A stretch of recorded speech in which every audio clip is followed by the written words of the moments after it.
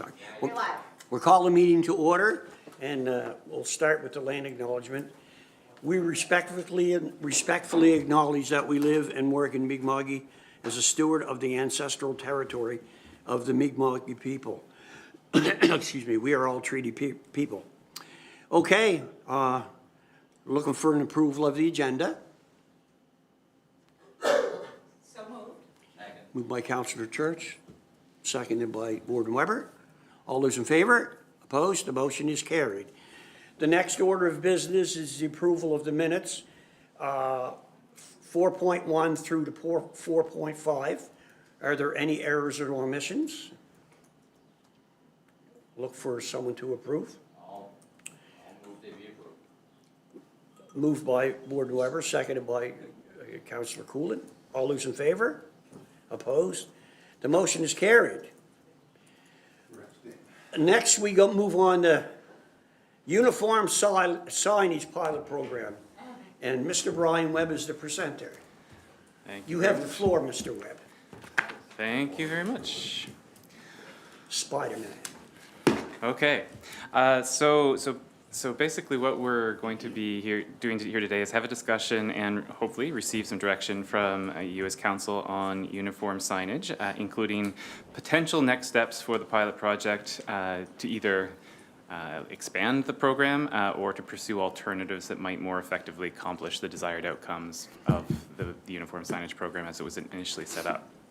So what we're going to do, just so to set it up, is our thoughts on this is we will use the direction from today, because we know there's no motions or anything today, but we will use the direction today to bring back a work plan for the preferred options that potentially the council gives us as staff and we would include that in future budget requests as an example for the program. So I just wanted to kind of set that out as what we're hopefully going to be going through today.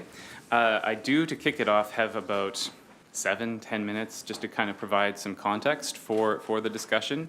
Obviously, anybody can interrupt me at any time, but I just wanted to kind of let you know it's about 7 to 10 minutes just to provide an overview of the context for the program as well. So to give an incredibly brief overview of how we got here, the uniform signage program was officially began to be implemented in 2022, so about 3 years ago. What it does is it prohibits and regulates signage along certain parts of the municipality. So right now, that is, the pilot project is focused on exit 6 in the Hubbards area. And any signage that is not associated with this program is prohibited within that bylaw area. So that has cleaned up certain areas, which we'll get to in a second. It's also only open to tourism-related businesses. So it's not for all businesses, it's only for a certain list of businesses that are outlined in the bylaw itself. So the intent of the program, as originally designed, was twofold. So there are two different things that council were trying to accomplish through implementing this program. The first was to, I think fairly straightforward, but is to clean up the sign clutter at the exits themselves. So I think everybody is quite well aware of what that looks like. And the second is to provide effective wayfinding for the traveling public. So it really was focused on visitors to the area. So those were the two things that success looked like for this program. So that's what we're measuring success on for this program. So just to go through some of the lessons that we've learned, which I know I'm going to do these very, very quickly because we have presented these previously, but I do want to make sure that we outline what has been positive and what has, we believe, been negative about the program. So from a positive standpoint, with that first measure of success about how we've been able to clean up the aesthetics at the exit, that has definitely been a positive. It has worked very well to be able to clean up the aesthetics in that area. Also on the positive note, we have received significant business interest from the local businesses in the area. So a total of 19 businesses in the Hubbards area have applied for the program. 14 are from within our municipality because it was opened to our neighboring municipality in HRM. So 14 of the businesses that are currently on the signs are from the municipality of Chester. From a revenue standpoint, businesses pay $150 to apply for the sign and then $40 per sign annually. And so we have, since the program initiated in 2022, our total revenues from the program have been $3,190. So that's how much we have received from businesses for this pilot project since that time. Other positives that we have gone through is number one, it has provided us the opportunity to improve the recognition of the municipal brand throughout the area, and potentially that could be expanded as we go through because of the fact that we do have the municipal branding on the signage, and it allows us to display that. It also, and this one, I'm acknowledging this, but I do want to put a question mark next to this, which we'll get into when we get to the challenges, which is it does. We have, some would say that it has enhanced the visitor experience in the area. Now that is a question that some would say it hasn't. So it's just, I want to point out though that it has provided signage that has helped some people find the key destinations within the area by vehicle. And I just wanted to point that out. From a negative standpoint, and this is where I'm sure the first one will come up frequently in this conversation, but by far the largest negative that we have experienced when it comes to this program is the fact that it's challenging and expensive to install and maintain the signs. We'll get to the maintenance in a second, but the signs, it has been significantly more expensive than I think was originally anticipated, and part of the reasons behind that, which I know I'll be repeating this in the future, but the province does have final approval for the signage because it is in the provincial right-of-way, which means that they get to dictate where we're permitted to put the signs, the size of the signs that need to go in, including the lettering, which is related to the speed of the vehicles in those areas. And essentially, that means our hands are slightly tied when it comes to the sizing of the signs, provided that we are interested in partnering with the province on this sort of project. I can stop if, yeah. Councillor Vino. I'm just wondering if you could refresh my memory. Roughly what is the size of the sign and how high off the ground is it? I'm going to defer to Tammy. They are roughly, I think they're 1.5 high each and 6 feet long, 7 feet long. And the bottom of the sign varies off the ground depending on how deep we had to place them for stability. So the sign itself off the ground, like to clear shrubs and things like? It's 4 feet to 6 feet. Different areas. And the height of the sign total? They are on 16-foot poles. So Oh, 16 feet total? So they're like 10 feet tall, the sign itself? And how wide is it? 6 feet. Okay, just curious. Thank you. Continue, Brian. Okay, thank you. So essentially, because of that, and the major contributor to expense, which is the fact that we need to hire an outside contractor to install these signs with regards to the equipment required, and it also requires traffic control for the installation, and so that has added to the cost on a negative side of things. Also on the negatives, which I know this is repetitive, but essentially the province is required to approve these things, and that process takes a long time, or has in the past. We believe that will speed up slightly in the future, but essentially they had to approve the bylaw itself. They also have to approve citing. They also have to approve the design of the signs themselves. So that has been a complicated process. Also, on the negative side, public support for this has been varied. So essentially, and we wanted to acknowledge that tourism businesses have been in general very supportive because they've been given signage and they're getting a fairly significant deal for that. But many residents have not appreciated the signs, and we have had some complaints from some residents in the area with the citing of the signs and things like that. So we do want to point out that our ongoing issues with the maintenance of these signs has contributed to that, because they have not been upright much of the time that the program has been in the area. So also non-tourism businesses have indicated that they're disappointed with the program and the fact that they don't believe that the options that they currently have are adequate, especially in comparison to the tourism businesses in the area. So and we also quickly acknowledged as well that the existing signage at the exit area was taken down before the signs were erected, so it did cause a delay there as well when it came to lessons. So, I think this is the final negative section, no, two more sections. So also on the negative side, and we'll come to this a little bit more because we are presenting some alternatives. The return on the investment for this program is also unclear from our perspective.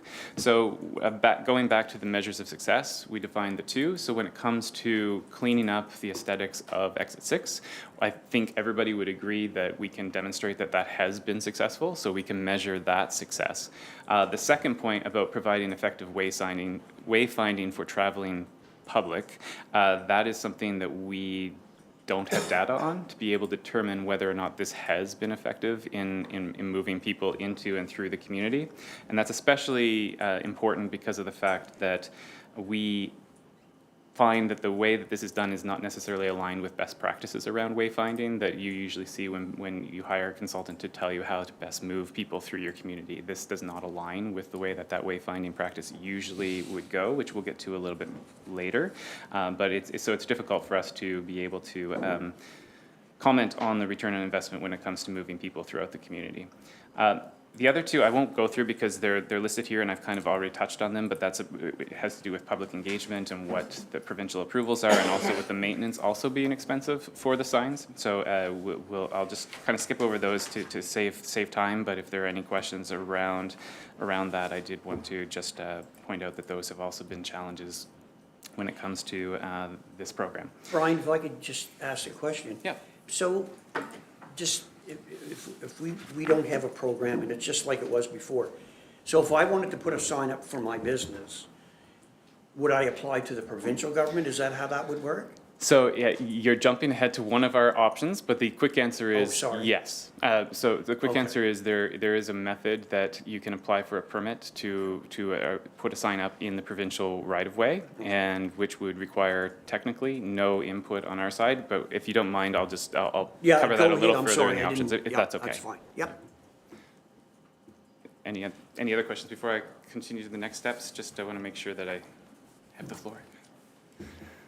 Okay. All right. So what next? And this is kind of the meat of the discussion and direction that we're hoping to get today. Is staff were given direction back in the fall to bring back details on what an expansion of the pilot project could look like, that would incorporate all 4 highway exits as well as other areas that could be included in the program, if it were to be made permanent. And in October, when we brought this back to kind of give an update, we also indicated that we would bring back options that could be explored as alternatives, and for the reasons of what we've learned so far. So to start, though, with the option that we were originally given direction on, which is the program expansion, we wanted to go through what it would look like to make this pilot project permanent. So essentially what we've done is we've looked at phasing this project over 3 years, if we were to expand from exit 6 through 9. And in phase 1, what we would be proposing is to replace the inadequate infrastructure that is currently at exit 6. And I just wanted to point out from this, because there's this sunk costs in this program, yes, but the existing infrastructure that was installed was not installed properly, and which is why we're having continual maintenance issues for it. So in order for this program to continue, it is our opinion that these signs would need to be replaced with consistent signs that would also be going in the other exits. So that's number one. We would need to replace that inadequate infrastructure that's at exit 6. Phase 2, we would be looking at installing new signage at exits 7 and 8, so East Chester and Windsor Road. And that would involve a total of up to 12 new signs, so 6 at each exit, and we would be looking at 2027 for that process as well. And phase 3, the final phase, and the reason that this has been pushed to phase 3 will hopefully become evident as we're going through this, would be to install new signage at exit 9, so in the Chester Basin area. The reason that's been put to the last is there are significant issues with sighting in Chester Basin due to the density of houses along that area. So when we have gone through this, we'll come to that, but we question whether or not it would even be possible at exit 9, is essentially the way that I'll say it for now. So when it comes to costing for doing this, this slide provides an overview of the costs that would be associated with this. So it's approximately $90,000 for exit 6 to replace the inadequate infrastructure. So that breaks down to about $15,000 per sign for that phase, and you'll see the other 2 phases built out because there's 12 signs in phase 2 and then 6 signs in phase. For some reason I said phase 4, but it's phase 3. And then you also notice that there's the annual maintenance cost associated with this. And we've broken down what that's based on, but every year to maintain these signs, we have to spend around $9,300. Most of that is due to the fact that we have costs for brush clearing, because we do have to make sure that the signs are clear if people are going to be able to see them because they're up. Excuse me, Brian. I Yeah, think- sorry, go ahead. Councillor Coolin? Thank you. So are we going to reposition the current signs that are in exit 6? You're going to reuse them? Is it something that you have to totally 100% replace? Is it? So I will hopefully try to answer some of that and then look over my shoulder at our Public Works team. So my guess is that it's the bases that need to be replaced. I believe, yeah, okay. Yes, It's the I've gotten bases. several calls, and Tammy has supported that and has, straightened up several of those signs. So is it the location that they were placed in, the province dictated where those signs went? So again, I'm going to look over my shoulder, but yes is the answer. So the province has indicated where these signs can go. There are some very basic rules. For example, they're not allowed within 100 meters of the controlled access area, and then at that point, it's every 100 meters you can only have one sign. So they are the ones who look at the view planes, different things like that, and tell us where they are allowed to be placed. So they're going to be restructured with new base, but you're going to continue using the current signs that are there? Were the program to continue, that would Right, be, okay. I think, what would need to happen at exit 6, yes. Okay, thank you. Okay. So the other thing I just want to note on the maintenance side of things is the fact that in addition to brush clearing, every time a new business gets placed on, or we have to swap out a sign because a business has gone out of business and we have to take it off, that also requires the boom truck. That also requires, it costs us right now approximately $2,100 just to switch out a sign. So that's part of our maintenance costs. So it's fairly expensive. And then over time, obviously, because there would be more signs and more exits, by the end of the full phasing, we would be spending around $37,000, which likely would be low due to inflation, but essentially at today's cost, $37,000 each year just to maintain and operate these signs. So that's what we wanted to kind of point out. We've already talked about essentially the next slide. So if you don't mind, I'll just kind of skip over this because we talked about why the costs are the way they are, and also where funding could come from, which will kind of transfer into our next section about some other alternatives as we get there.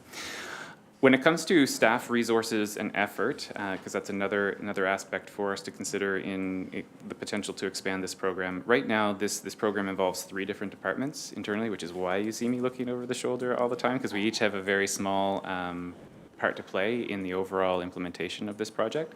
So in economic development, which is my side, we do the business engagement and planning and implementation of this project as a very basic side of things. So we meet with the businesses to help make sure that we have people who are interested in going the signs. We help negotiate with the provinces where the sightings are going, things like that.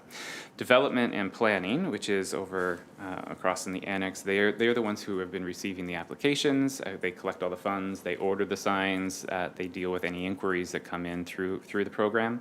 And then our public works staff do the planning, implementation, installation, and all the maintenance that is contracted out for this project as well. So as the project increases, obviously the effort and resources required to implement that across 3 different departments would also increase in kind. So I just wanted to point that out when it comes to that as well.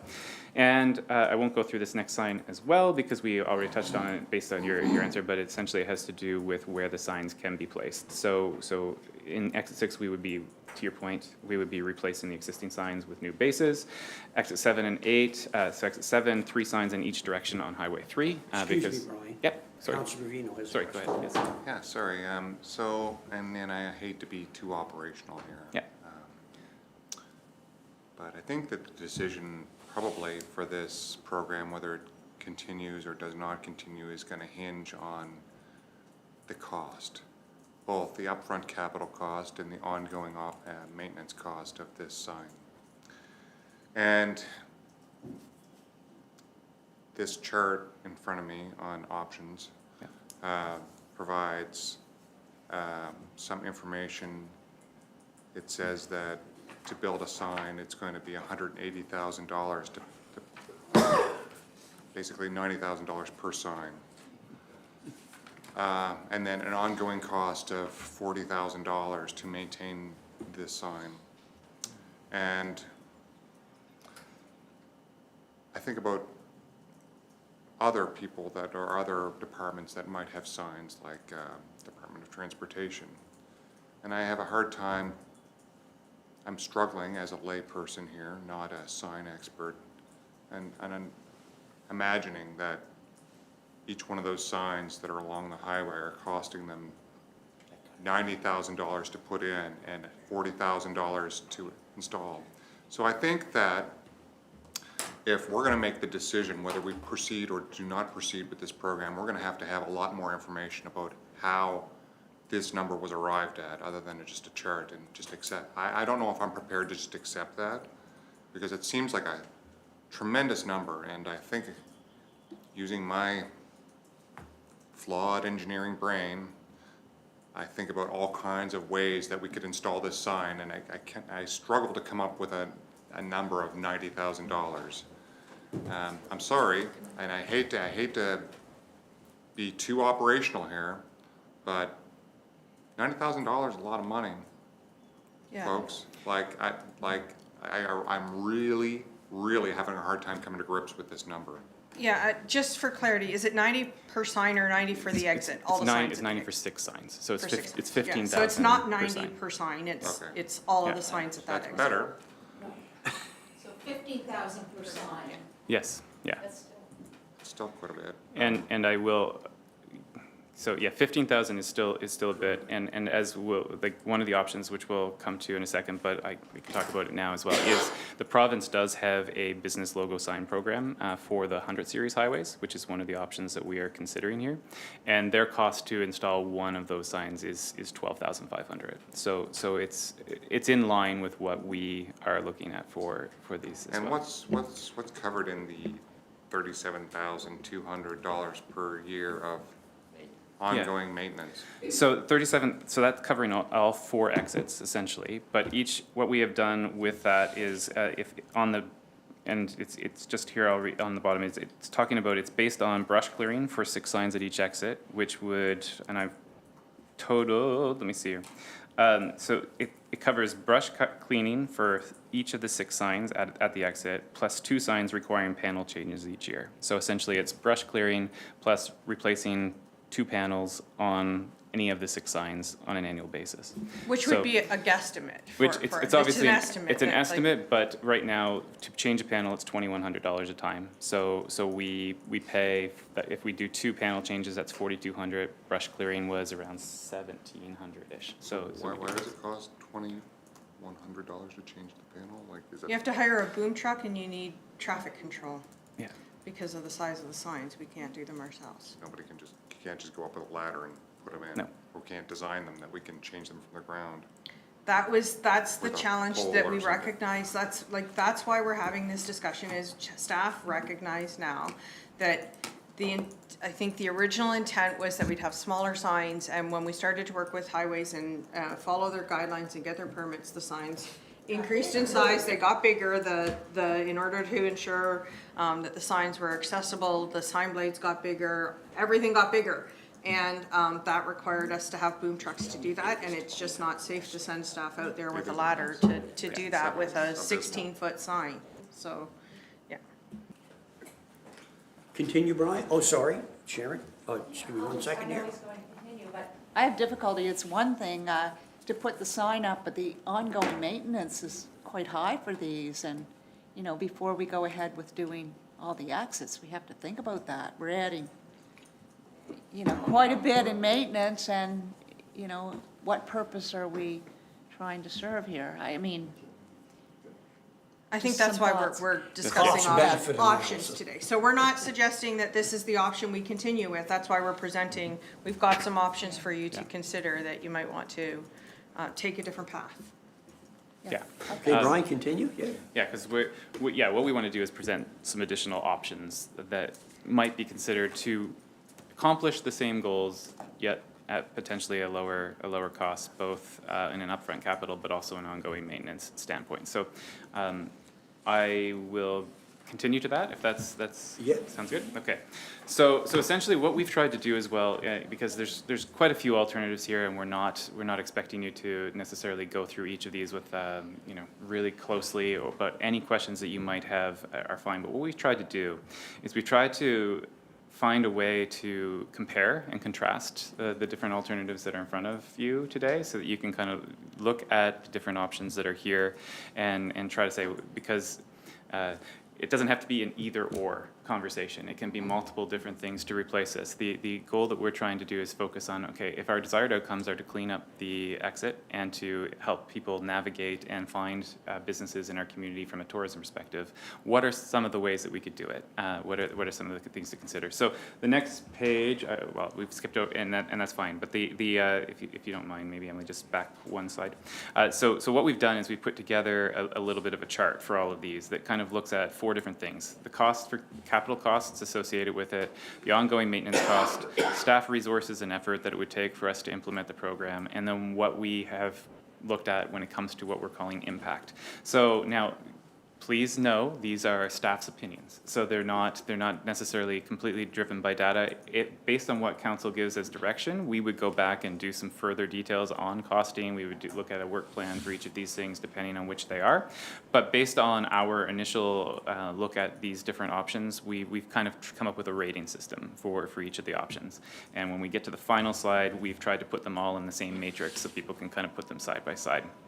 So, before I jump into the alternatives though, I just want to put some notes on impact when it comes to the expansion of if we were to expand the pilot program as it currently exists.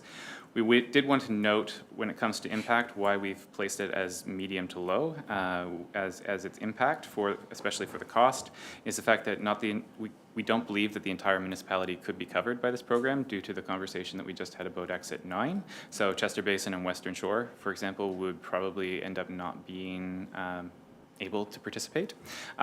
We also think that the costs are relatively high compared to the impact that we would see. And also, and I did mention this already, it's not necessarily aligned with the current practice of how visitors plan or experience destinations. So we'll come back to that in some of the alternatives that we have here. Okay, so many of these alternatives, and I'm not going to go through each one in depth. Please ask questions about any that maybe trigger your interest. But what we're looking at here is multiple different types of options to accomplish similar things. So some are complementary of each other, so they would work very well together. Others would be more standalone, but it's just to kind of look at that pot of money that could potentially be put into uniform signage and say, if not uniform signage, how else could we maybe look at something to do this maybe more effectively. So the first one that I'll just kind of mention, because we already touched on it, would be because we have all acknowledged that cleaning up the exits has been successful. So we've been working internally as staff, and one of the things that we believe that could be done is to look at a signage bylaw that would give the municipality the right to remove signage in the provincial right-of-way that does not have a provincial permit. So essentially, if there's no permit for putting that sign in place, we would then engage our enforcement staff to go out and take down the sign without the provincial permit. This has been done. East Hants has one called the provincial right-of-way signage, and we have about 3 or 4 other examples in the province where this has been done. And we've started conversations with Public Works as well around what that would look like if we were to do it. Excuse me, Brian. Sure thing. Councillor Connors has a question. I just want to comment on that point, Yeah. because my notes were part of the original reasoning for this, that when we jumped in, and I will give kudos to Deputy Warden Shatford at the time, was around the cleaning up. Yeah. And so what you had said right there answers my question or concern around that, like what can we do with the current situation, if you will. So thank you, I just wanted to say that. Okay. And just a point on that is, and again, I'm gonna look over my shoulder potentially at Public Works, so if they say anything, just give me a wave. But essentially, the province does not approve permits within the controlled access area, so nobody would be able to place a permit there because they have to be permitted. So essentially, that would give us the authority to remove those Yeah. areas. When we originally discussed this, there was sort of two sides to it. One was cleaning up and being able to remove the signs that were in that area. Because, yes, the province currently requires permits, but there are people who put signs up where they don't have permits, and the province doesn't go ahead and remove those all the time.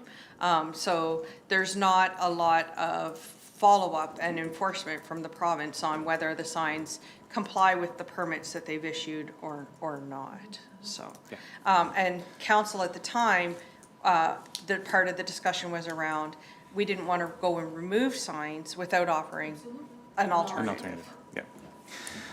So, this slide here has two different alternatives as well for signage, specifically for signage as well. So one we kind of already mentioned, which is the Nova Scotia Business Logo Sign Program.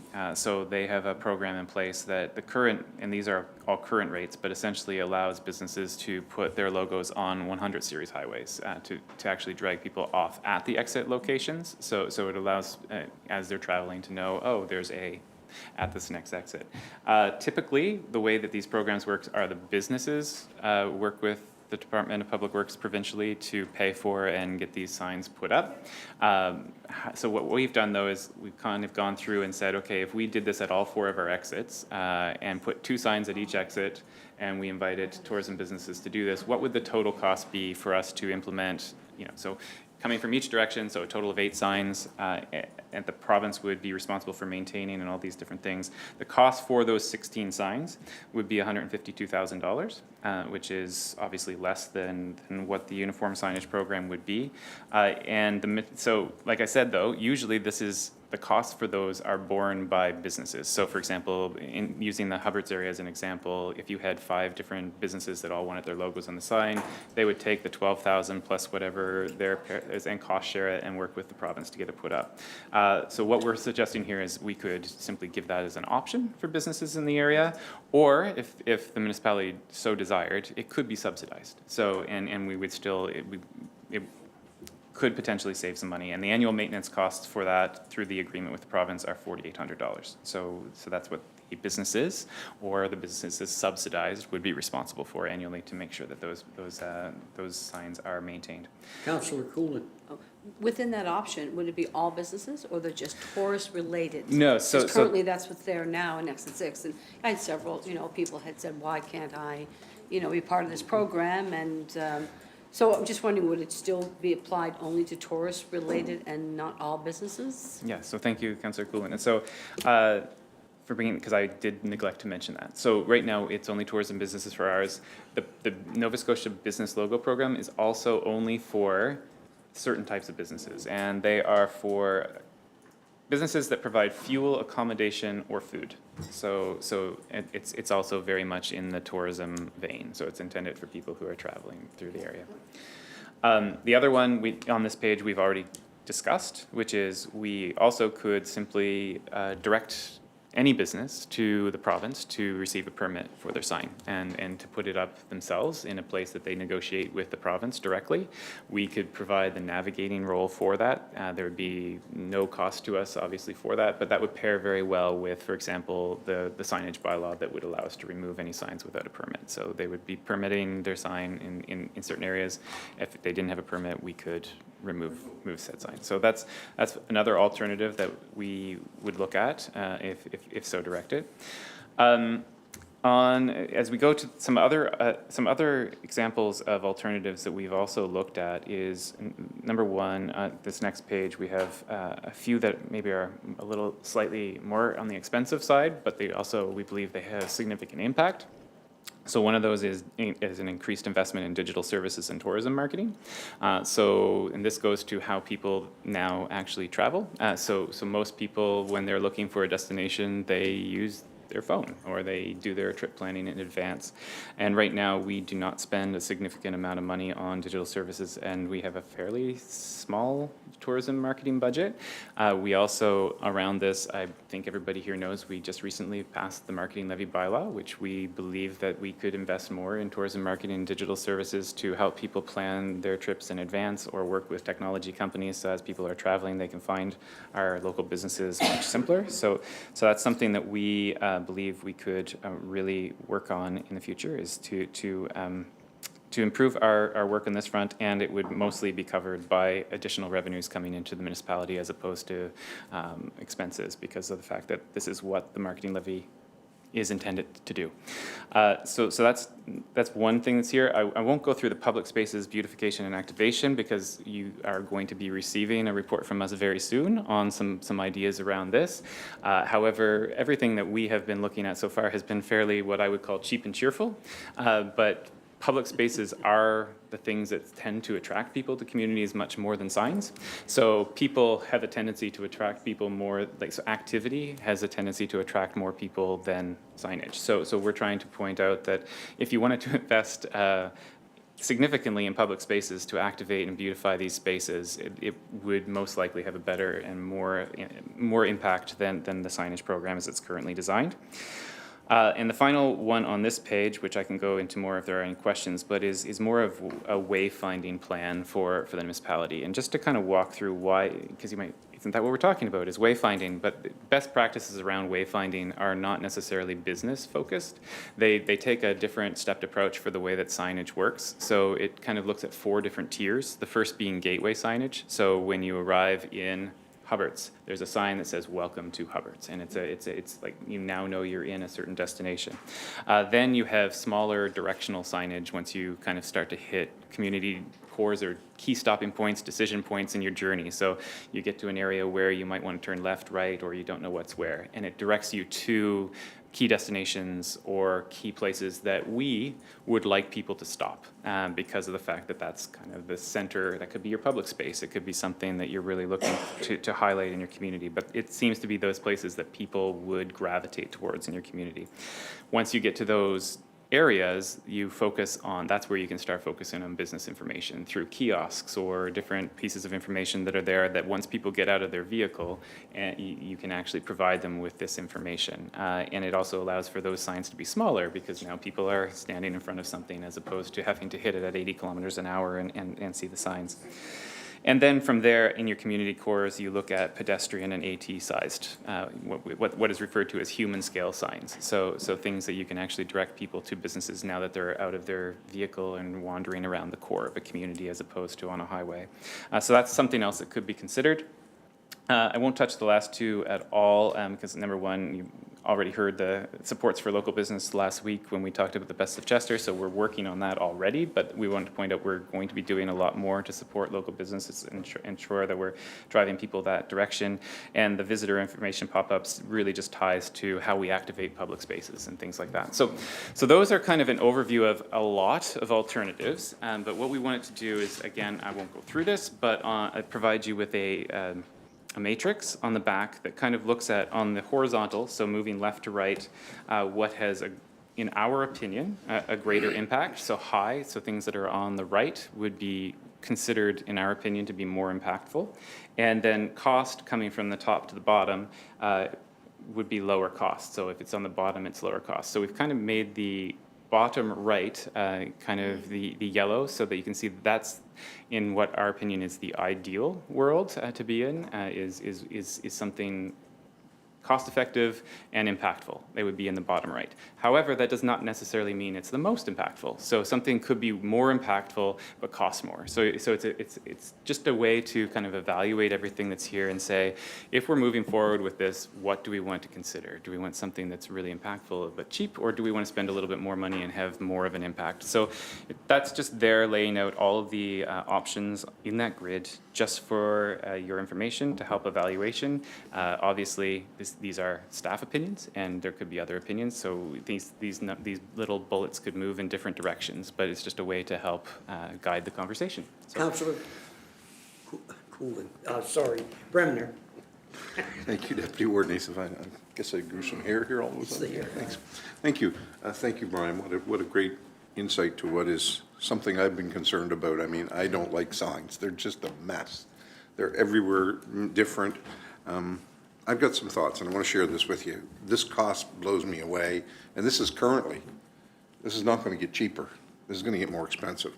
Do we really want to be in the sign business?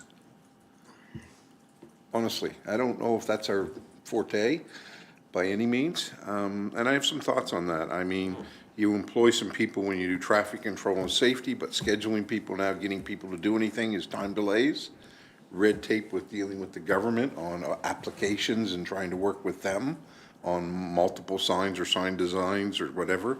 The complaints we receive, no matter what type of signs we put up, and we also get some praise, and I do like what's been done in the Hubbards area, but we've had challenges there too.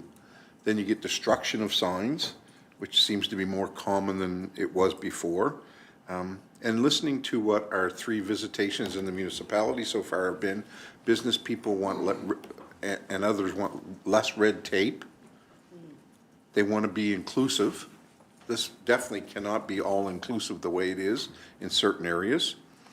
I think by moving to a more modern way, and I'm going to go into dangerous territories, I think we should be looking at 2 signs for each area that refers them to a couple of options I have, a Q code that sends them to a distinct for that area that we manage internally. We move modern with an app.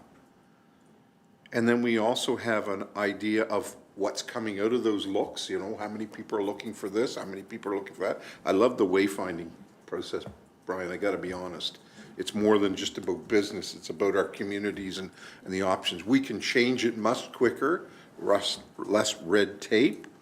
And we can have on those signs also, if that doesn't work, go to our website, you know, through our other system. But I think it simplifies every sign will look the same. They can be attractive, they can be less of all of this that we've talked about that are challenges and getting worse. And I believe it's a more modern way to do it with digital. I think these have become the way of the future for everyone. You know, we all got one in our pocket pretty near, and we stop. How many people drive along and read a sign when it's got 20 names and businesses on it? They get a focus on 1 or 2, but when they look up a phone, they can take 5 minutes and say, oh, there's what we're looking for, or this is what we're looking for. So those are my thoughts, and I really lean towards an app that starts us, as Councillor Vino says in other ways, we need to modernize. And I think an app has to start somewhere to get our public coming to us. And that quick shot of a QR code, they can stop, they can do whatever. Better locations, less everything that's costing us money, and more control and less red tape. Thank you. Councillor Connors. Thank you. Appreciate the presentation and all the background work for sure. And I am in agreement with Councillor Bremner's, his feedback. I'm very excited about the idea of a QR code. I have a question, and it came up in your report, not related to probably the discussion though that we want to land on right now. So I'll have further to say after my question. You piqued my interest when you mentioned about a report on public spaces coming back. Typically, I know that staff are very well prepared and very well fully planned out, way out in terms of our P&S meetings and our council meetings, looking ahead a couple of months at least. When might that be happening? I just want to be aware of that to let a group know. So right now it's scheduled for July. Okay. But obviously it's dependent on actually having the reports ready Sure. and things like that. Okay. But that's Yeah. right now, that's what we're aiming for, is July, Okay. yes. Okay, great. Thank you very much. Thanks for now. Councillor Vino. And speak up if you could, thank you. Thank you.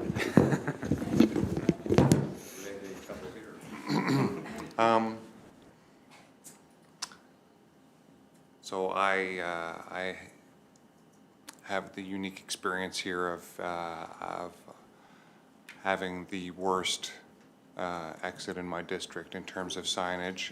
Now that exit 6 has been cleaned up, exit 7 is by far the worst in terms of proliferation of signage.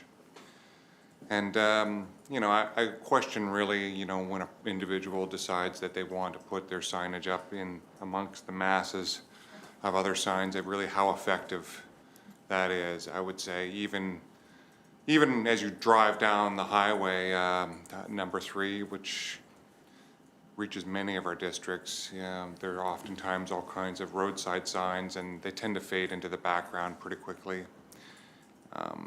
So the effectiveness of what's there is poor, even if we were to let it go. So I see value in amending our bylaw to insist on provincial permitting, even though that will require some enforcement, especially in the front end. Once it's dealt with, then I think the amount of enforcement will obviously drop off, because you'll just have to deal with those that are unaware of the bylaw, that for some reason decide, just as they I presume they must do in Hubbards from time to time if a sign comes up. I would like to discuss the idea of not having like a hardware style sign where we have fixed text, but actually an electronic sign that, like, they're commonplace, they're used in transportation all over the place. And the reason why I'm interested in this is it may open other opportunities beyond tourism. So if we had an electronic sign that rotated through our various businesses that wanted to communicate, first, the changeover, the maintenance aspect of it would be minimal, because, you know, with the right sign, you could beam it right from here to the sign, and it would be changed instantly. If they wanted to change their graphics or whatever, you could do that easily.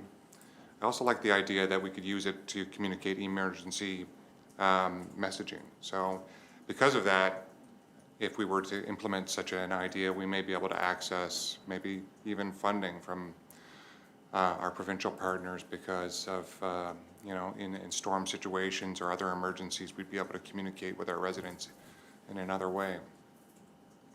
And construction or any other delays we want when we're not advertising these or doing this wayfinding.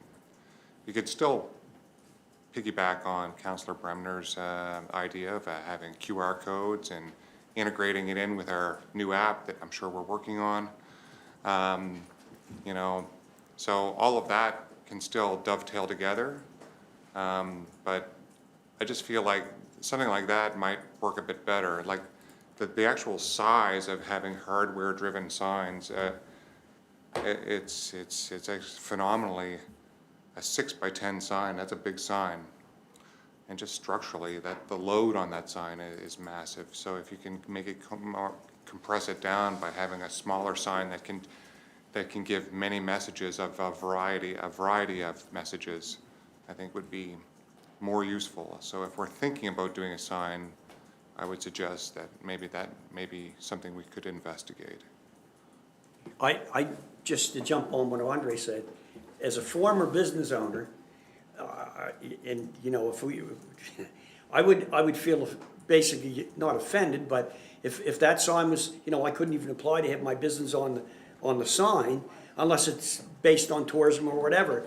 And my argument would be, well, you know, if that's a cost in and cost out, if it's a level, you know, it doesn't cost the municipality anything because of the fees that the people that names are on the sign, if that's a vehicle, why should I be subsidizing somebody else's sign? That's the way I would look at it as a business owner, because I can't put my sign there. So I'm leaning a lot towards doing a provincial thing. And I love this fact of the electronic sign, I guess is what you're talking about, Andre.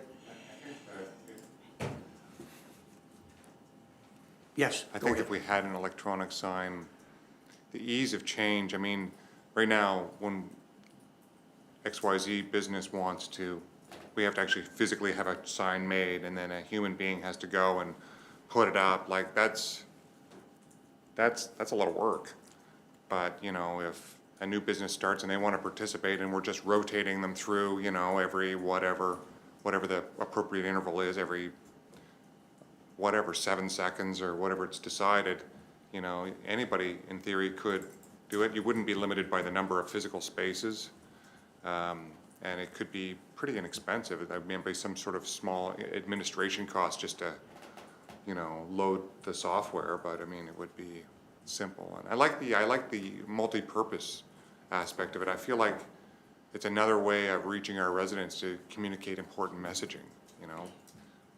Even if it was community events from time to time, you know, you have like, whatever, like some sort of race week or whatever, welcome to Chester Race Week or whatever, you can have that come up as one of the cycle through messaging, you know. There's all kinds of things you could do with something more sophisticated. And yeah, the upfront cost might be a bit higher, but you know, I feel like in the long run, you'd have something robust with all kinds of potential. I will just say before I get to you, Ward Member, I don't know what the implications with that kind of signage on the highway with the problems would be, but anyway, Ward Member. Yeah, like, I mean, we started this because it was just a damn mess down there. And the intent was just to clean it up more than it was anything else. And I don't think that expanding into all of these intersections makes any financial sense. I think there's better ways to help our community and our businesses than that. And, you know, pursuing the electronic apps and that kind of stuff makes more sense to me. But I have no interest in building all these signs all over the place. I do think we should probably have a bylaw that gives us the ability to have them removed, because it does become a mess, there's no question, it does in Chester Basin from time to time. I mean, they shouldn't be there. I mean, you can't just, you're supposed to have a permit to put a sign up, you know, and it's supposed to be done the appropriate way. I have no idea what the electronic signage would mean, so I'd need an awful lot more information on just what's involved and all that before I went down that road. But a bylaw, don't bother pursuing all this. It's more trouble and more money than it's worth. Yeah, and just to, I was gonna ask about the bylaw. So, I mean, I have no exits in my area, so, but I still, like in down where on, that exit by, in Blandford, I call it, it's crazy. So would we, if we do the bylaw or have the bylaw, could we actually go in there and take those signs that don't have a permit away? So the model that we are looking at, which is East Hants and a number of others, but East Hants has the most clear one, so I'm just going to use that as a basis, is the entire intent of the bylaw is to permit the municipality to remove signage that has not received a permit from the province. So essentially, we would be able to remove anything that does not have a permit, is our understanding. We would obviously need to work through it. Sorry, go ahead. Tara? I think we can work on some options for that and what that looks like. I think we would probably look for some clarity around, when we initially did this, we did exit 6 as a pilot, and what we've been talking about is at the exits, as you pull off the highway, off the 103, and you pull off and you come to Highway 3 or Highway 12 or Highway 14, talking about, you know, which way do you turn to go to X or Y businesses. So that's where we initially talked. I think East Hants, when they look at it, they've got a bylaw that covers the entire municipality. So they're not just looking at exits, they're looking at controlling signage in the right-of-way throughout the municipality. And so I think we'd want a little bit of direction from council on, is that the option, is that the interest? Or is it just around the exits still? Councillor Coolin? So if we continue, would exit 6 still keep its status quo? Would we have? Exactly, I mean, we're not gonna uninvent the wheel there, Yeah, it sounds like we have to put, council, we need some direction from council, because those signs need some upgrades, infrastructure upgrades, to the tune of about $90,000. So we'd have to look at, what does that mean? So it potentially could mean pulling those signs down or investing in those signs. There's 2 signs. No. 6. There's 6. 6. Down there? Yes. 6. Councillor Connors? Thank you. I'm sorry, are you? Yes. Good. Thank you. So the question on the table for me around the bylaw and the entirety of the municipality, or just at the exits, for me, I'm interested in the entirety of the municipality. That's where I would stand. Okay. Continue, Brian, if you'd like, or are there any more questions? Yes, I did want to, so I think we're getting pretty close to having some good direction. So what I'm hearing is that, you know, pursue looking into the signage bylaw. So all of these things we would bring back. I mean, nobody, there's no motion today, but essentially I'm hearing that we want to look into the signage bylaw and what that could look like. I'm hearing a lot of conversation about the digital services and tourism marketing, how we can work on things like integrating this into apps and things like that. I'm hearing a lot of support for the permit for signage so that people can go through the province, and that would tie very nicely with the thing.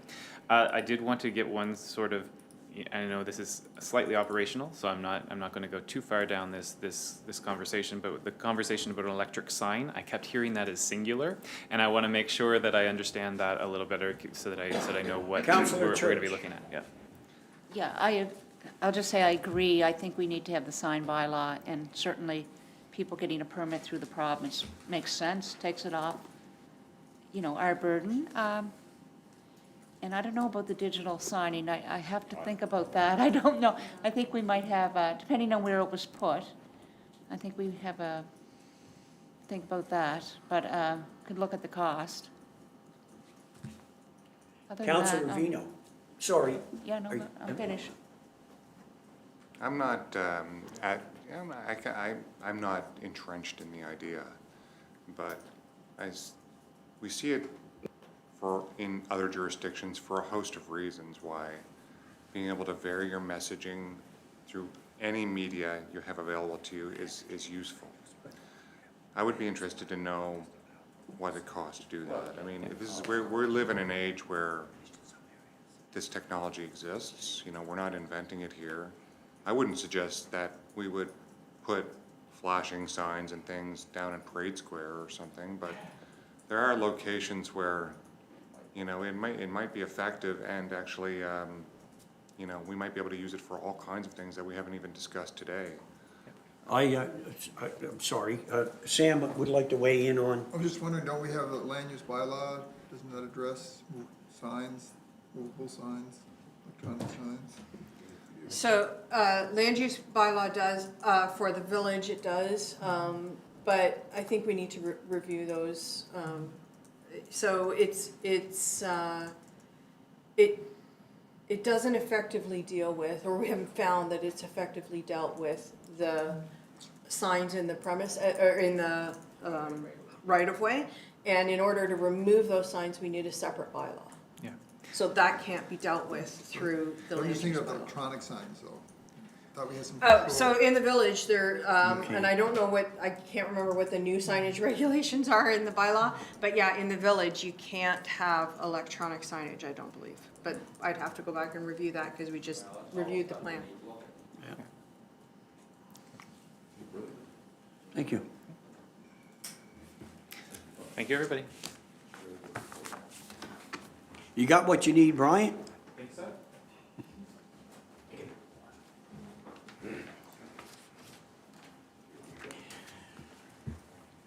The next item on the agenda.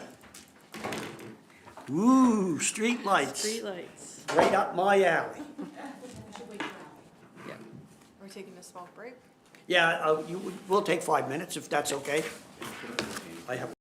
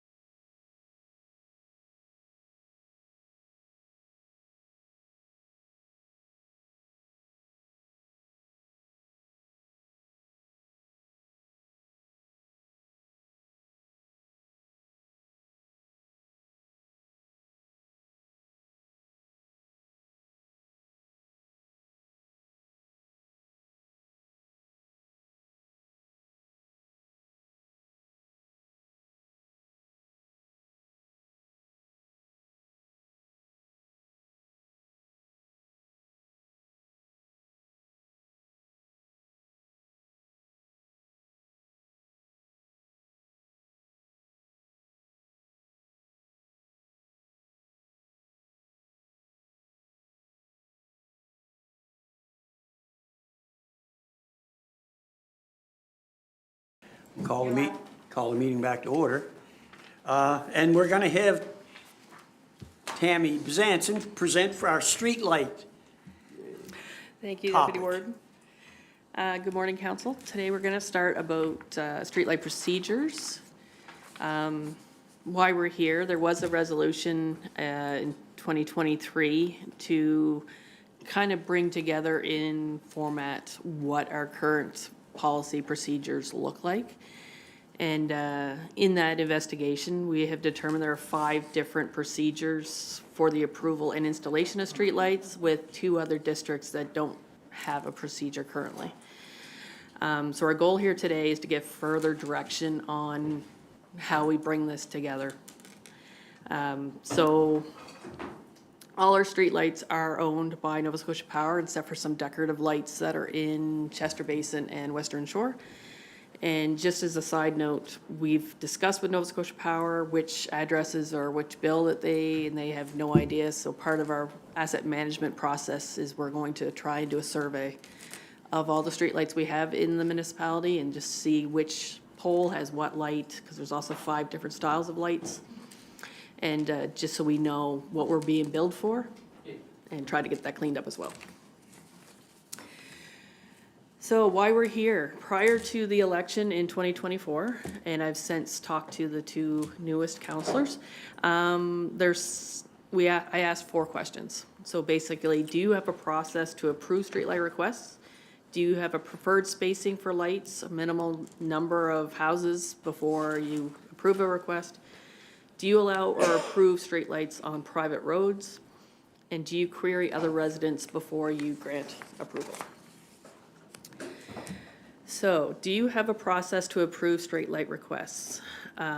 So part of your council package was a handout of flowcharts for how this actually looks like. So this little statement doesn't really show, but the flowcharts show you how that process looks. So District 1 was a no, and won't repeat this because District 1 and District 3 were the 2 that didn't have a process currently, so the answer is no for pretty much all 4. District 2, there was a petition in 1989 to have community approval for the streetlights, and they've continued along with that process. So the petition was approved, so any new lights are automatically approved. District 3, again, has no process.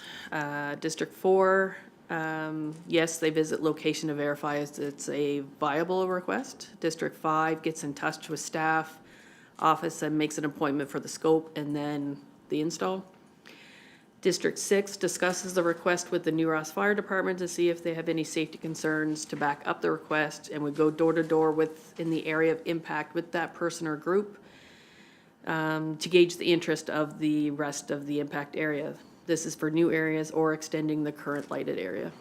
And District 7 was, yes, an example was Middle River Road, petition went out, nobody really wanted it, so that was denied. And there was an intersection light that was asked for safety issues, so it was approved, and they talked to the director at the current time to have it implemented. Question 2 was, do you have a preferred spacing for lights or minimum number of houses? Roughly, the answer was either no, or it's every 2 poles, which is a standard across the province, is a light every 2 poles. Intersections may change that spacing if needed. Sorry, Tammy, Councillor Connors, I couldn't And find the sorry, mouse there. I just have a question, because just on the slide before, Yep. just to keep it, on track, if you will. So my 2 questions are, in District 4, could I ask what constitutes verification of a viable request? Well, it all depends on what it is they're asking for. Mike, Sorry.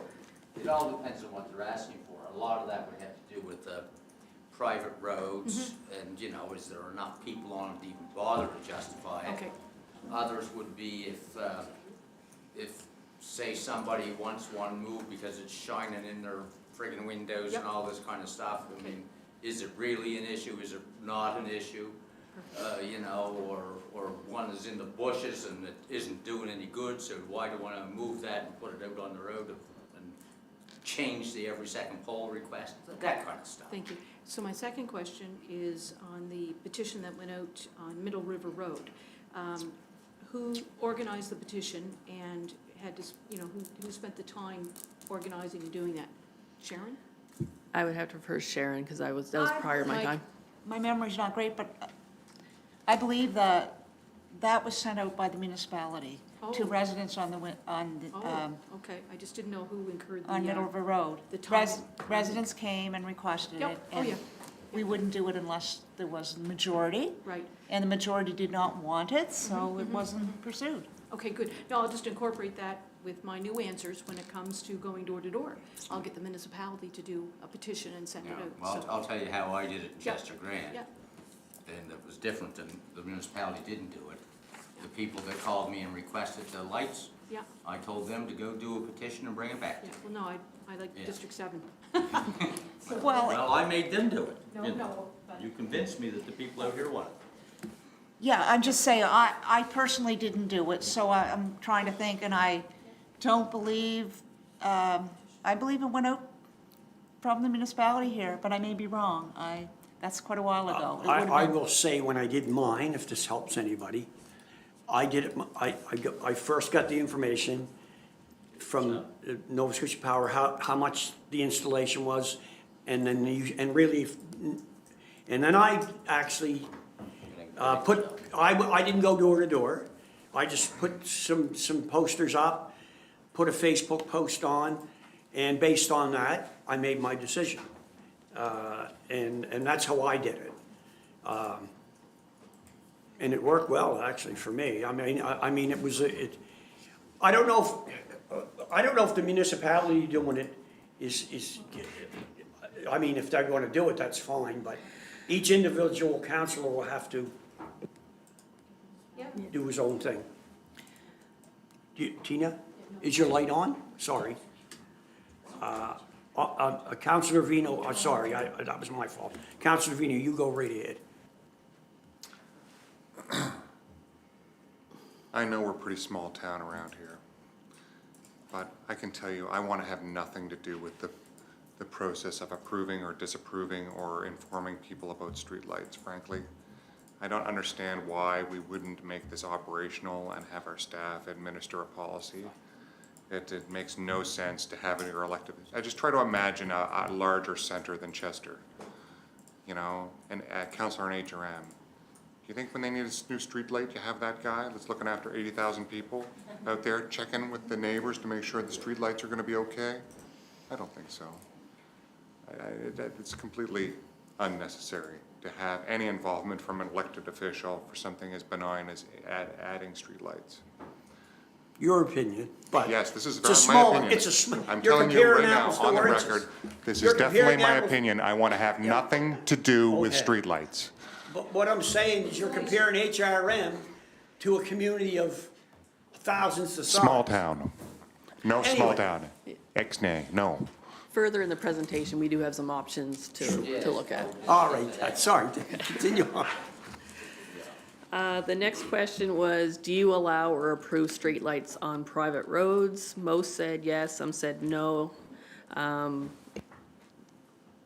In staff experience, putting municipal infrastructure on a private road can cause issues in the future, so that's why that question was asked.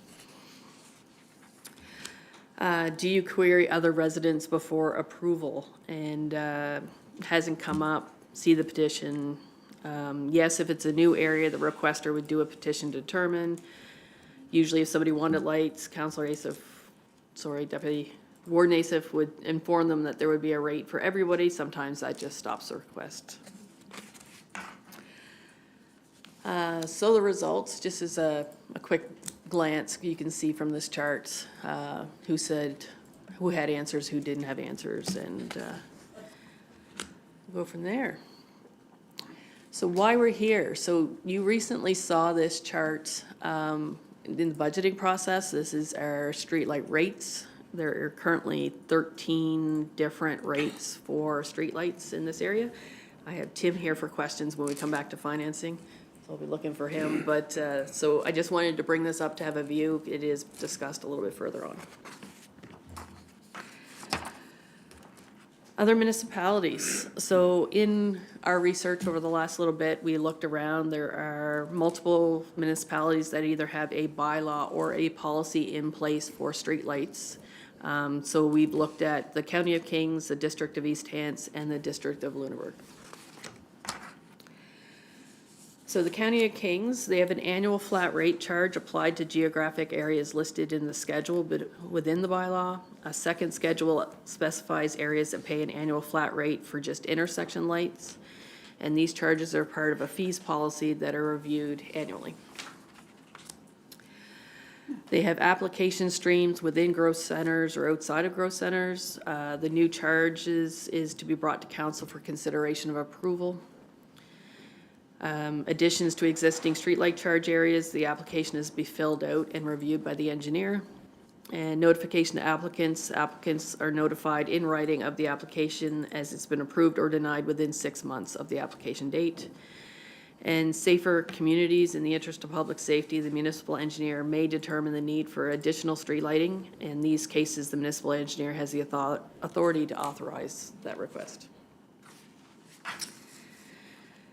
In the District of Lunenburg, they have a very short policy, and the purpose is to provide an adequate illumination on streets within the municipality and establish policy for the recovery of the costs. So those signing the petition would decide if they would like the charge to be one uniform equal amount per lot or to have an area rate per 100 of assessment. Intersection streetlights which benefit the entire community as a whole are charged from the general tax rate. And applications to add or remove the intersection streetlight must include at least one crossroad that has publicly owned and maintained. Continuing with the District of Lunenburg, the installation or removal, the request is in the form of a petition and must be signed, approved by a minimum of 75% of the owners in the charge rate. There are some circumstances where they don't need a petition to install. If it's 10% of a pre-existing number of lights, they just approve it and continue on. Tammy, can I ask a quick question? Certainly. Do you know who does the petition there? Is it the residents that do the petition, or the issue we've had with petitions in the past is we can't give out addresses. And so that requires people to go door to door. Door to door. Because they wouldn't have the addresses. So in the past, there's been situations, we have our road naming where staff has direction to do those petitions so that the residents don't have to go out. So we would want some clarity on that. Clarity. They didn't state in their policy, but I could look into that. I know from formerly working at the County of Kings, staff did the petitions. And they went out and they had to have a certain amount returned, and of that returned, a certain amount had to pass. And I didn't install lights in 15 years. So, once they found out they had to pay for it, nobody wanted to continue on. So continuing on with East Hants. So East Hants has a policy. They have defined growth center. So they only install lights in certain areas. They've already got that mapped out. It's part of their policy and it's in the addendums showing all the maps in their policy. The purpose of the policy is presenting budgeting, financing, and operating guidelines for municipality-owned streetlights and describes the criteria for reviewing requests for streetlight installations. The fees, they have multiple fees. They didn't really describe how these are implemented. Uniform amount per property, uniform amount per dwelling unit, or an area rate of 100% of assessment. And as I said, they have set streetlight areas defined within their policy. So, considerations for direction. So we have 3 options for consideration to help us move forward with writing this policy requested. Right now, we just didn't have enough information to write a consensus proper policy. Option 1 is to direct staff to draft a universal policy that describes streetlight areas and a standard best practice for installation and maintenance of lights. If this option is chosen, we will return to council with further information for discussion, such as how the area rates would work, defined areas for future lights. Would we go out and just install the lights, and then there might be in that policy, if somebody wants lights out of those defined areas, there would be a request situation coming back to council. Option 2 is to direct staff to write a universal policy for installing the streetlights by request of residents. This selection would keep the current area rate structure, but have an application that the resident or counselor would fill out for staff to then install the lights. And option 3 is to draft a policy that documents the current 5 procedures, including brand-new procedures for 1 and 3. And that's why we had issues, because the direction was to draft a policy that incorporated our current procedures. But we didn't have procedures for 1 and 3, so we had no way to draft a policy for 1 and 3. For 1 and 3. Councillor Vina, I'm sorry, Tammy. Oh, can I finish with the implications before I answer your question, or? All right, fine. Okay. Implications for option 1, defined areas and policy for streetlights. Current lit areas would be grandfathered in. Possibilities of different rates structured like a sewer rate or included in the general rate, universal streetlight, and intersection rate. Creation of dark sky areas, considerations for future lighting requests that fall outside the policy, and this could be a bylaw or with charge areas, policy or bylaw. Pros, consistency of the streetlight program, consistent billing and clear tax bills, savings in staff time, less confusing for residents, counselors, and staff. Cons, there might be a slight increase in overall costs. Implications of option 2, set areas and policy for streetlight installation, new standard application for the entire municipality. Could be a bylaw with charge areas, increase in area rate numbers as new areas are approved. We would go from 13 rates, 14 rates, etc. Pros for option 2 is a clear and concise process for residents requesting changes or new streetlights. Cons, still multiple area rates to manage. Application process is time consuming for staff, and inconsistent service levels and tax rates for different parts of the municipality. And implications of option 3, the current process, 7 different processes to install streetlights within the MOC, 13 area rates with MOC plus additional rates for new areas as they are approved for streetlights, misalignment in some cases of area rates with placement of streetlights, and uncertainty of the accuracy of Nova Scotia Power's billing. So pros would be that individual counselors still have more input. Cons, we still have multiple area rates to manage. Confusing process for council staff and residents on how we go about installing new lights, and inconsistent service levels and tax rates for different parts of the municipality. Councillor Vino. Councillor Vino. I guess I'll just say what I think it should be. First, I think that there's 2 types of lights that we're talking about. There's what I call safety lights that we see at like requests for around intersections of roads and things that aren't really owned by specific properties that, and generally I would say at large, are a benefit to everybody. And then we have area lights that are on specific subdivisions or areas, roads, whatever, and those are requested usually by residents, at least the majority of them, and they benefit from having illuminated roadways or sidewalks or whatever. So first, safety lights. You know, if there's a request, let's say, for example, somebody on Buccaneer Road says they want to have a light at the intersection of Buccaneer Road and number 3 because it's a bus stop and it's hard to see kids out there in the mornings in the wintertime and blah, blah, blah.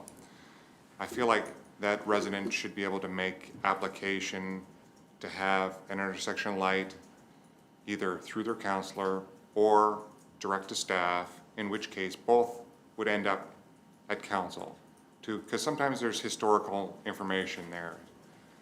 I don't think that the decision of council isn't to approve or not approve it, it's to, I think it would be to proceed with some sort of poll of the very close by general area, say within 200 meters of the proposed light, just to make sure those neighbors aren't gonna be, like, we may find something out. about that.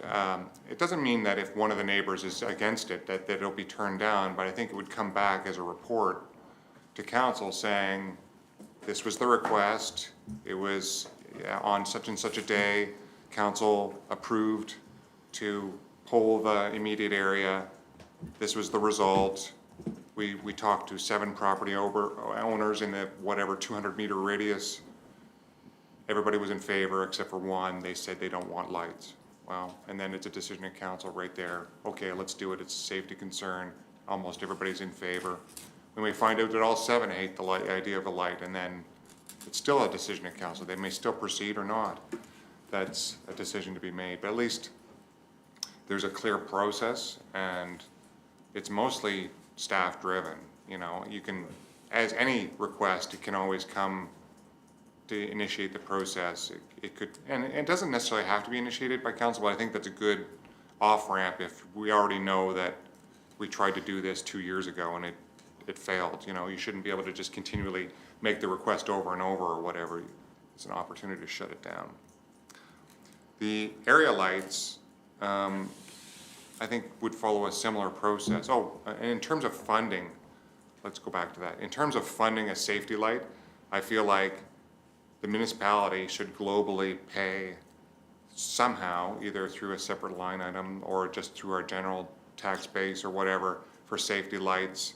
It should be just something we pay at intersections. If we approve them as a council, then everybody pays the same amount. It doesn't matter if the light is in New Ross or Western Shore or wherever.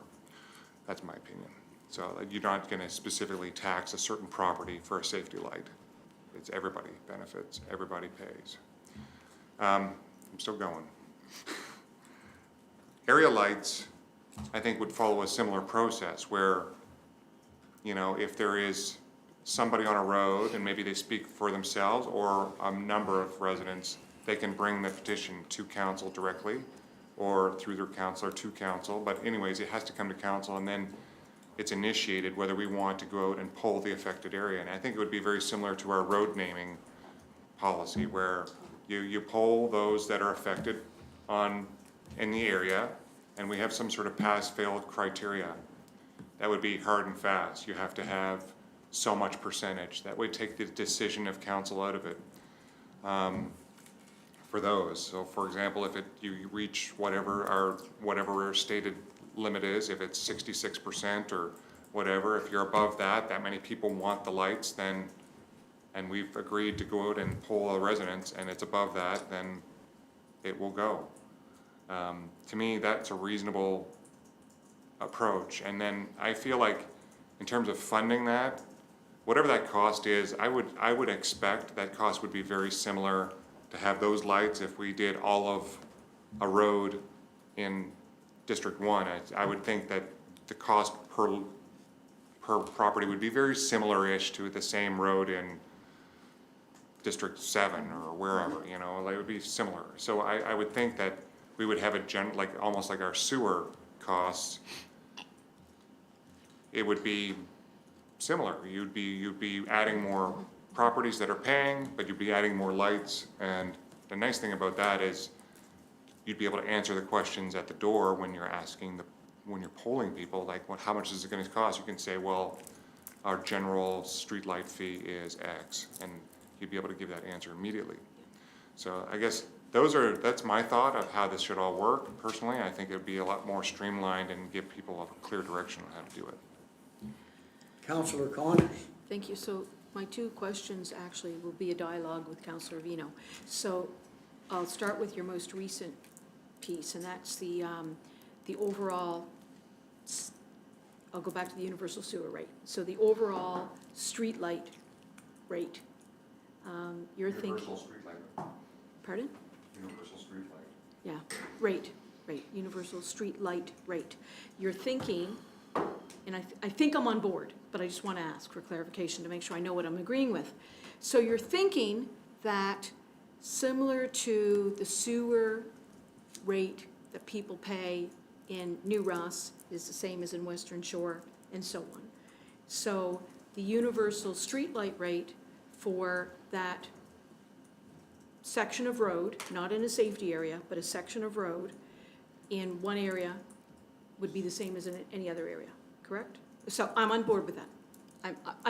We're all gonna weigh in here, but I'm just saying, I can definitely, That's how I envision it. yeah, no, If I think about this, I would, yep, right now, we'd say, okay, that this is the cost to connect, and we'd be able to tell them what they should expect to pay annually for that connection. so And I feel like if we had a universal streetlight rate, we'd be able to do the exact same thing. If we're petitioning people that, you know, so your neighbors want streetlights down your road, you know, and we're just seeing what the feeling is, and that's a question that's gonna come up, obviously, how much?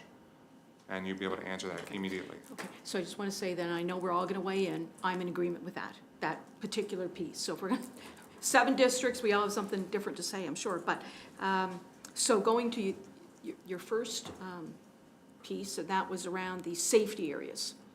So how do you envision taxpayer in the municipality that pays like a garbage rate? So, I don't have a street like in Aldersville, so for example, I have a garbage rate. So I would have, and it's okay, I'm not saying I'm in agreement or not in agreement, I just want to see what you're thinking. So I would have a line item on my tax bill. No? Okay.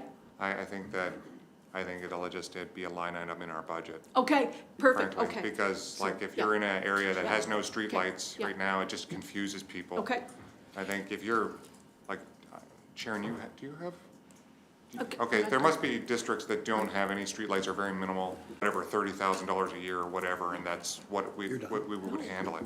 Yeah, so I just want to say, again, we're going to go around the table for all 7. I'm in agreement with that. So completely in agreement with Councilor Vino, right? Tammy, you have something? I did. I think I missed something on one of my slides to confirm. Most we're starting with either a flat rate or a percentage rate, but Kings County actually has just 2 flat rates. If you have streetlights like in a subdivision, it's $35, but they've determined one area, like it's the Centerville area. They only have intersection lights. So they have just intersection lights, and each property there pays $4. $4. So the other intersection lights within Kings County, and I'll have to confirm it, but from my memory, intersection lights were covered by the province. Because it's their roads that they're treating as safe. Councilor Church. Wow. Thank you. I guess it is on our tax bill now that the street light is broken out. At one time, I don't think it was, but in the last little bit, it's been put as a line item on the tax bill.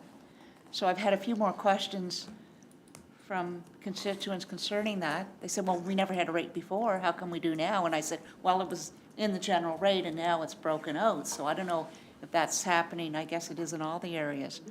But regarding the safety lights at intersection, I mean, if we decide to go with the universal, we're going to get, certainly questions from somebody living in Aldersville that they're paying for a light that could be safety issue down in Hubbards, for instance, or, whether it would be just the district itself would, pay for that as opposed to all of us. I mean, I know that it's a different way that we're going. With the universal sewer rate, we've decided to do that, and when we implemented that, there was a cost saving for some, and there was some that had to pay more.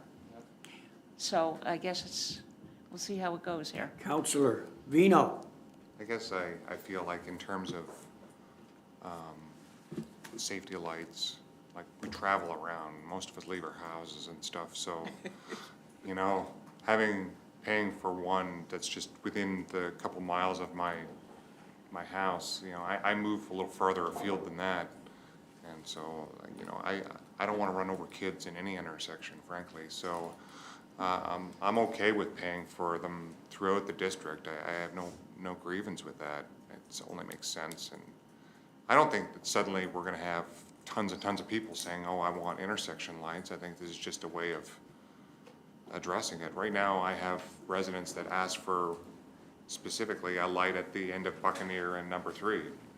I have no process for it, and I have no way to fund it, and, and they don't benefit people that have made the request don't actually benefit directly, other than that they know that kids congregate there and they want it resolved.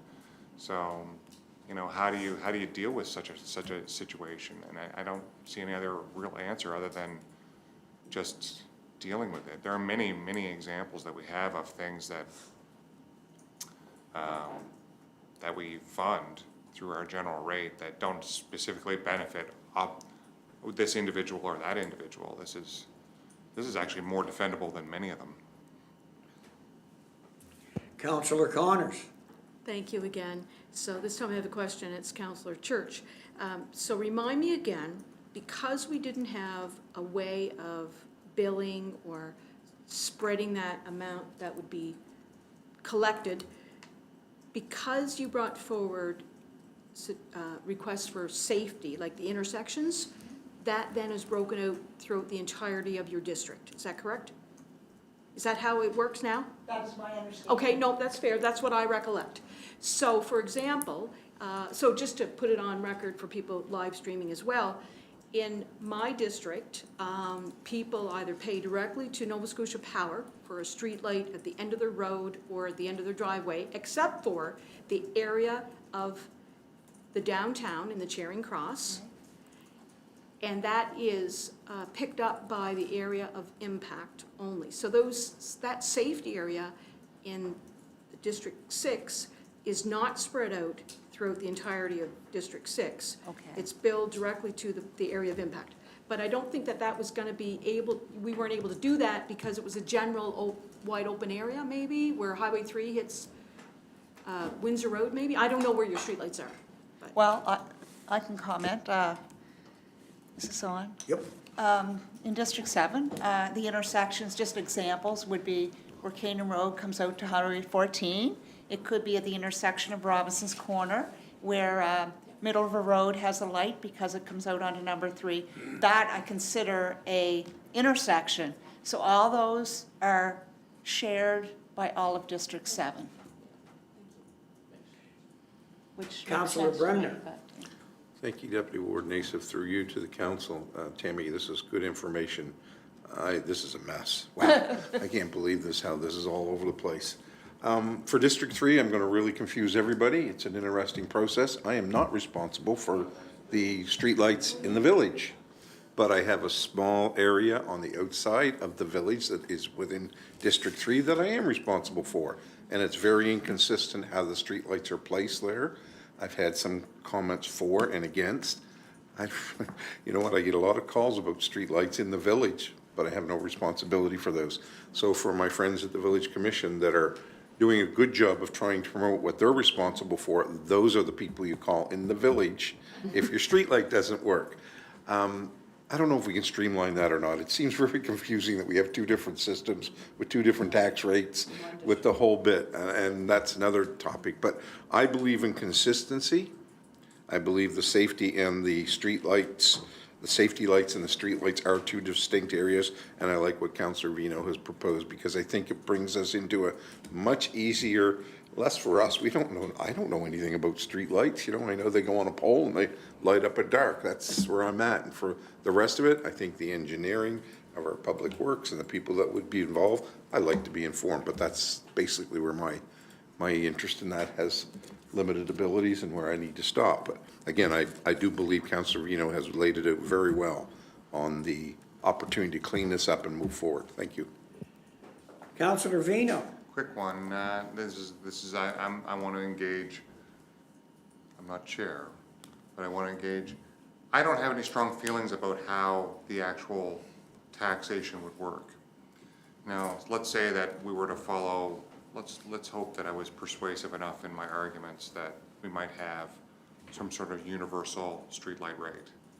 Now, what is the feeling of this committee on how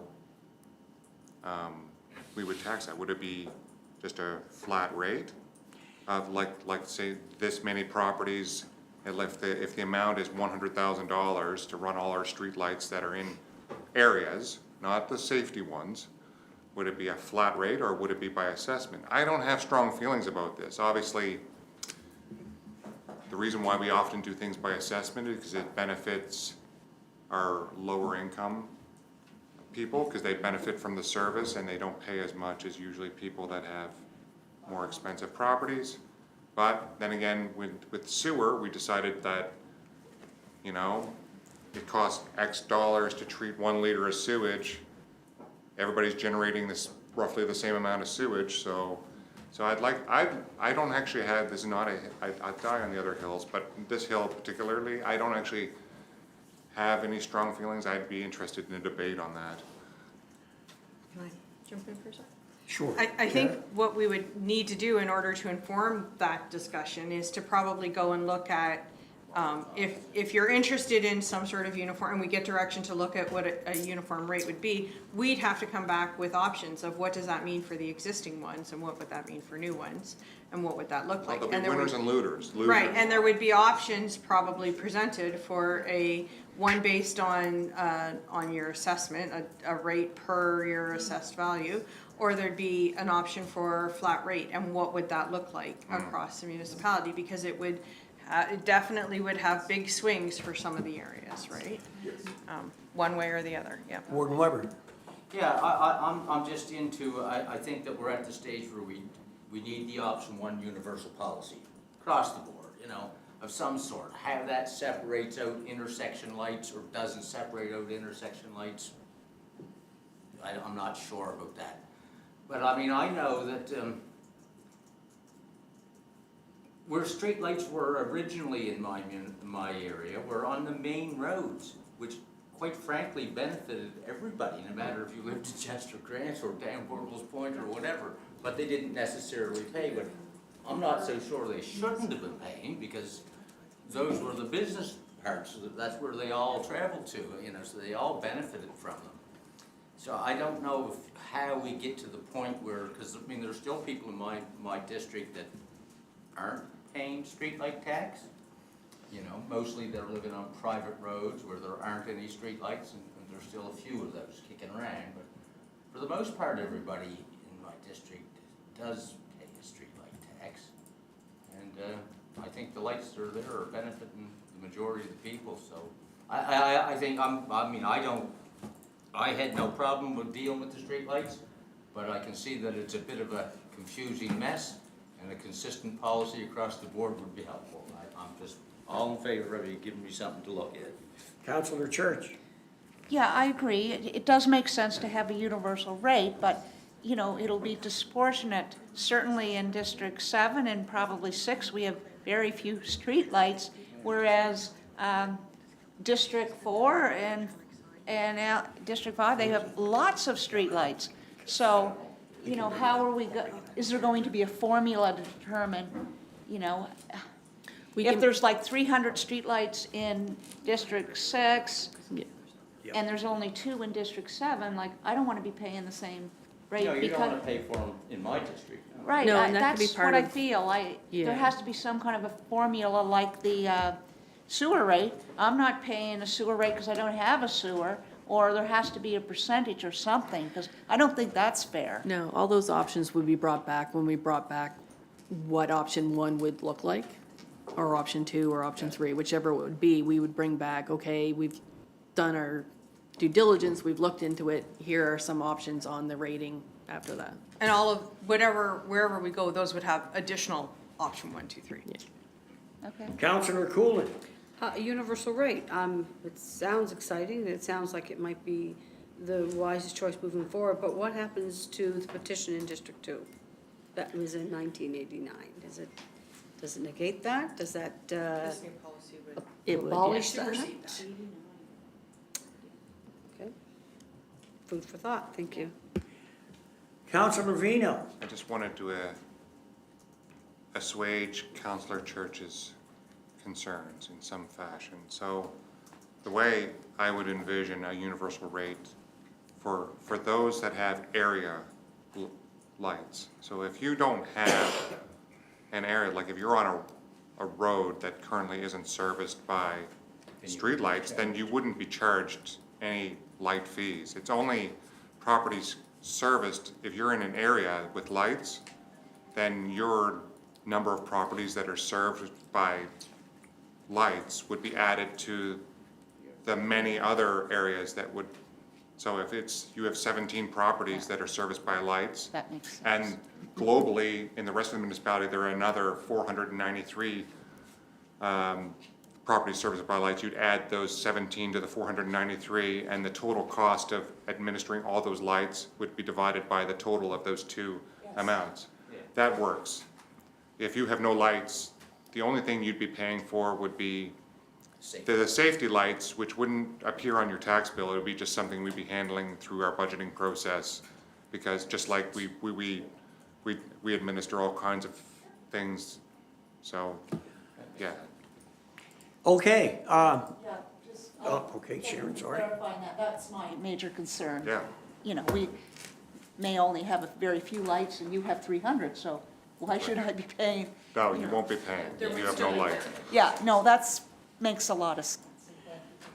Okay, so what I have to say is, I brought up, my discussion about streetlights wasn't to figure out a system, which we will, of how to do it. My concern was for the staff when I started. That was my sole concern, because when they looked, what I saw what the staff had to do with 13 different rates for 13 different safety lights, it's crazy.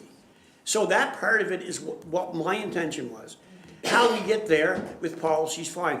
I do the street lights in Western Shore that everybody pays for in District 5, set aside the safety lights, are the lights on excuse me, on number 3.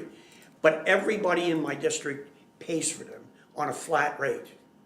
And how they determine it, you basically took the amount that it cost to install them and the usage fee, and basically divide it by the residents in the area, and everybody pays the same rate. That's how I did it in my area, because we didn't have a policy.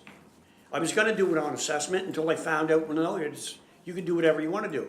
So I decided it's a service like the sewer, and I thought I'd do it on the flat rate, and that's how I came to that decision. But what I was interested in it was the poor staff. The time they have to spend on them is crazy. I mean, it drove me crazy just to talk to them about it. But how we get there, in fact, I like about the universal rates. And what I did in my area for the safety lights, I used the fire department, okay?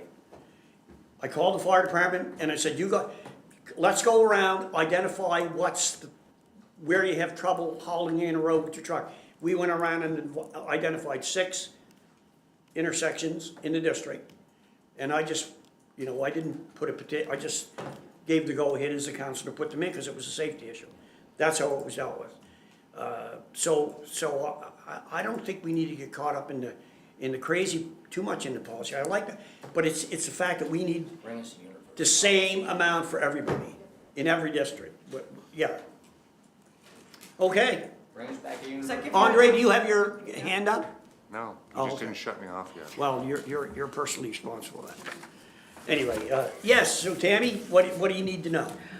I guess I'm getting one universal policy with options on maybe a universal rate. Sound good? Thank you. Just one more item I'd like to bring up. Tara had some concerns.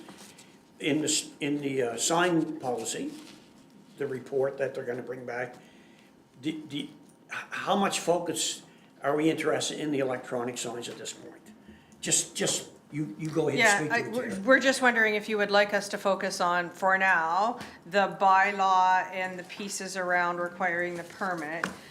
Or do you want us to also do a project around the electronic signs and what that might look like, or is that put that aside until I heard both do it. Well, Councillor Vino. shouldn't have turned that off. No, I'm not. I think it's clear that I think it was pretty, by the body language in this room, that everybody wanted to ask for provincial permits at the interstate. That automatically deletes all the problem signs. But then we haven't yet then addressed how we give folks an option. Right, unless you do a And- signage bylaw and require permits, and that's what you focus on for now. But then there'll be nothing at the intersections, because that That's right. that area goes way out from That's the right. interchange. So if we're going to proceed with that, then you've basically effectively banned signs, and that's all you've done. You haven't given businesses any alternative signage, so right now. Except to go and get a permit from the province. That's what they were Which they suggesting. won't give you. Right. So we've banned them.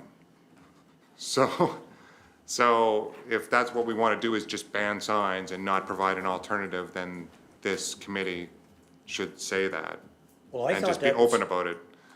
That's what we're doing. I thought that was, our intention was, unless I misunderstood, is for the businesses in the community to apply for the signage, you know? Well, I think we know that the province won't approve a sign in their controlled area. Not in that controlled area, but they won't approve one for us in that controlled area, an electronic sign. So we would have to go, that's what we did at exit 7. We went outside of the controlled area within 100 meters, I think it is, or something like that, 100. And then we started putting signs, and so we started doing one, so you'd need one to each side. Yeah, I agree. So you'd need basically 4 signs per, almost, I think. I You'd don't need think 4. it doesn't, like, you don't have to design the whole sign, but I mean, can't we just go to Temu and find out what it costs to buy one of these signs? No. Yeah, if we Like- even knew what it cost, that would help. We don't need a lot of information. Okay, Tammy has. We would have to go back to the province on the electronic signs anyway, if they Yeah. allow those in their right of ways, but it's something we have to come back Send a few to you emails. with. Find out. Yeah, They own all the roads. let's start there then. So Just check out we're, the easy stuff. easy steps, and then it's just, what they allow and what they won't, and how far away really. Don't try to is. torpedo it before we even get going Nope. here. Nope, I'll look into it. Okay, are we done? I'll move we adjourn. So moved, and we don't need a seconder from my instruction from our esteemed solicitor here, so we're adjourned.